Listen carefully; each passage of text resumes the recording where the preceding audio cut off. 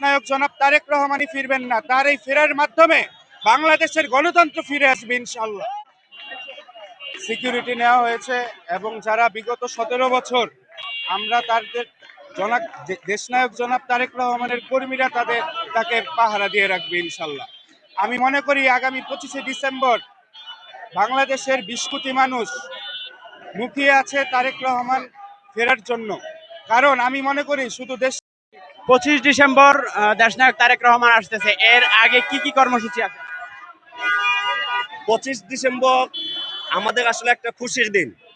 25 তারিখ সারাদিন আমরা মনে করি সারা বাংলাদেশের আপামর জনতার খুশির দিন। শুধু বাংলাদেশ জাতীয়তাবাদী দল বিএনপি নয়, তথা বাংলাদেশের 18 কোটি মানুষের হৃদয়ের স্পন্দন, যার নেতৃত্বে বিগত ফ্যাসিস্ট স্বৈরাচারকে বাংলাদেশ থেকে বিতাড়িত করেছিল, তিনি আমাদের রাষ্ট্রনায়ক জনাব তারেক রহমান আগামী 25 তারিখে আসছেন। সেই উপলক্ষে আমরা আজকে ঢাকা মহানগর দক্ষিণ স্বেচ্ছাসেবক দলের পক্ষ থেকে আজকের এই আনন্দ মিছিল এবং বিজয় যাত্রা করবো আর কি।